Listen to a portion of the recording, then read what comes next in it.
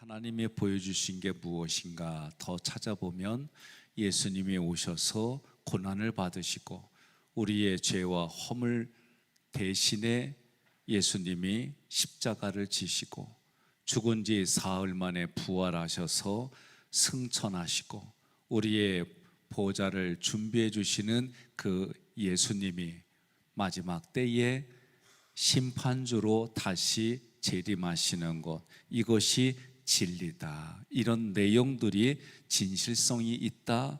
이런 내용들은 믿음이 있다. 이런 내용들은 올바르다. 이런 뜻을 가지고 있는 게 진리입니다. 그래서 진리는 또 다르게 말하면 겉모양과 다르게 실제의 의미를 담고 있다, 그런 뜻이에요. 그래서 이 진리가 쓰여진 단어가 쓰여진 문장을 보면 마태복음 22장 16절 함께 봉독합니다. 자기의 제자들을 헤롯 당원들과 함께 예수께 보내어 말하되 선생님이여 우리가 아노니 당신은 참되시고 진리로 하나님의 도를 가르치시며 아무도 꺼리는 일이 없으시니 이는 사람을 외모로 보지 아니하심이니이다. 아멘. 요한복음 16장 7절 말씀 함께 봉독합니다. 그러나 내가 너희에게 실상을 말하노니 내가 떠나가는 곳이 너희에게 유익이라. 내가 떠나가지 아니하면 보혜사가 너희에게로 오시지 아니할 것이요 가면 내가 그를 너희에게 보내리니. 아멘. 사도행전 26장 25절 말씀을 함께 봉독합니다. 바울이 이르되 베스도 각하여 내가 미친 것이 아니요 참되고 온전한 말을 하나이다. 아멘. 이렇게 진리라는 단어가 개역개정에는 해석이 이렇게 되어져 있어요. 그래서 진리는 그 의미를 찾아보니까 가리워지지 않는 거예요. 어떤 것으로도 가리워지지 않는 거예요. 하나님이 우리에게 보여주신 것은 어떤 것으로도 가리워지지 않아요. 진리는 감추거나 숨기지 않은 것으로 보여지고 표현되어지는 것을 의미해요. 그래서 진리는 절대적인 선입니다. 진리는 변함이 없습니다 라고 말을 하는 겁니다. 성경에서 진리는 한마디로 말하면 예수 그리스도를 말합니다. 진리는 하나님이 우리에게 주시고자 하는 영적 생명이 있어요. 이 영적 생명이 우리에게 나타나는데 누구를 통해 나타나느냐?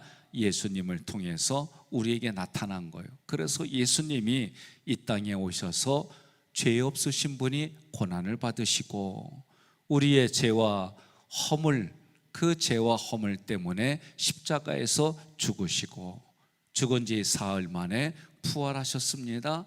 부활하신 것이 우리들에게는 첫 열매가 돼서 우리도 육신이 흙으로 돌아가면 다시 부활하여 하나님 편에 서는 거예요. 그 예수님이 부활하시고 우리의 거처를 준비하려고 승천하셨습니다. 승천하신 예수님이 마지막 때에 심판주로 오시는데 우리는 마지막 시상식장이다. 이것이, 이 내용이 진리이다. 예수님이 그렇게 하신 일을 우리에게 확실하게 보여준다. 우리에게 그것이 진실이다. 그것이 하나님의 올바른 거다. 우리에게 그렇게 가르쳐주는 거예요. 그래서 하나님이 나를 위해 하신 일이 무엇이냐? 그것이 예수가 그리스도이고 하나님의 아들이신 그분이 고난을 받으시고 십자가에 죽으시고 부활하셔서 승천하시고 재림하신 이 내용을 믿는 것이 진리이다. 그래서 하나님께서 우리에게 예수님을 진리로 발견하게 해주신 거예요. 그래서 예수님이 뭐라고 그래요? 구하라 그러면 얻게 될 것이요, 찾으라 그러면 발견하게 될 것이요, 두드리라 그러면 생명의 문이 나를 향해 열릴 것이다. 그러므로 우리는 진리이신 예수님을 따라가야 합니다. 예수님은 진리가 충만하세요. 그래서 요한복음 1장 14절에 함께 봉독합니다. 말씀이 육신이 되어 우리 가운데 거하심에 우리가 그의 영광을 보니 아버지의 독생자의 영광이요 은혜와 진리가 충만하더라. 아멘. 이 말씀은 지금 우리가 하나님 안에서 생명을 얻었습니다. 생명 얻었는데 이제는 그 생명을 누립니다.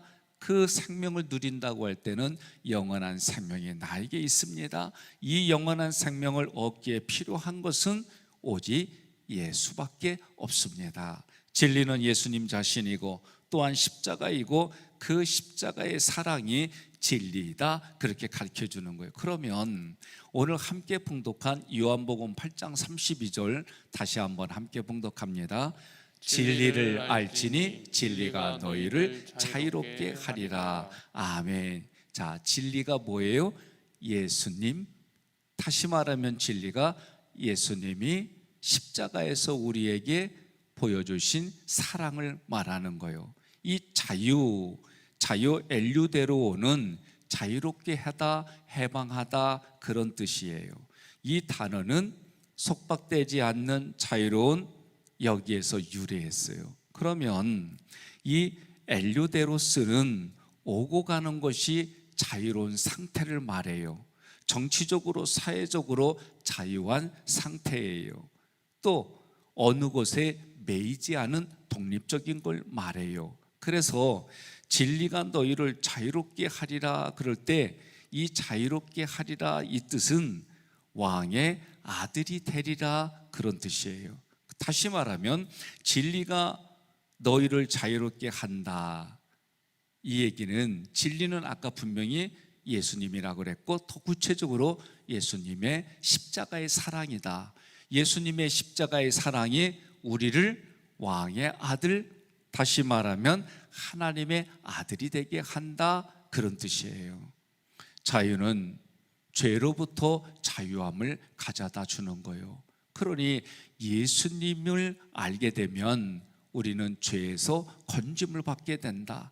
그러나 우리는 죄의 결과는 사망이다. 하나님과 단절되는 모습이다. 이 단절된 모습, 단절된 상황에서 해결되는 것은 하나님이 우리에게 자유를 주시는 은혜이다. 그러므로 여러분과 저는 주님을 찬양하고 주님을 섬기고 주님을 따르는 것이 자유이다 라고 말해주는 거예요. 그러니 오늘도 이 새벽에 물론 개인적으로 대소사에 어려운 일들이 있을 수 있습니다.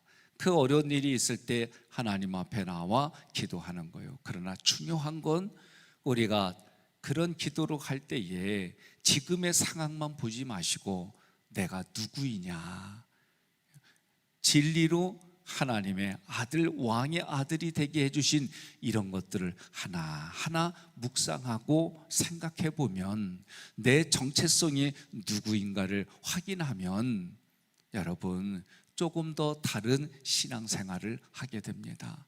오늘 이 새벽에도 여러분과 저는 예수님 때문에 하나님의 아들이 되는 권세를 가졌어요. 그러면 어렵고 힘든 일들은 왕이신 하나님이 해결해 주시는 거예요. 그 왕이신 하나님이 해결해 주심을 믿는데 언제 도와주시느냐? 새벽에 도와주신다 말이요. 그러니 오늘 이 새벽에 왕이신 하나님 앞에 나는 아무것도 아닌 존재인데 진리로 인해서 하나님의 자녀가 됐습니다. 그 진리 때문에 나는 오늘도 이렇게 살아가기로 결단합니다. 그 주님이 때를 따라 도와주심을 믿고 내 문제가 여전히 해결되지 않은 것처럼 보일지라도 나는 하나님 앞에 죄에서 건짐받아 자유로운 신분으로 하나님 앞에 머리 숙입니다. 주님과 나의 관계를 더 깊이 생각하면 주님이 내가 사랑하는 아들 독생자 예수도 주었는데 뭘 주지 않겠느냐 말씀하시는 거예요. 그런 주의 음성이 오늘 우리 각자에게 흘러넘쳐서 여러분이 살아가는 삶의 자리에 자유로운 신분으로 이 땅을 살아가시고 주님이 주신 영원한 생명을 가지고 아름다운 인생, 하나님이 주시는 복된 인생, 내가 그 신분을 유지하고 누리고 하나님께 다시 영광 돌리는 그런 하루 남은 인생이 되기를 주님의 이름으로 권면하며 축복합니다.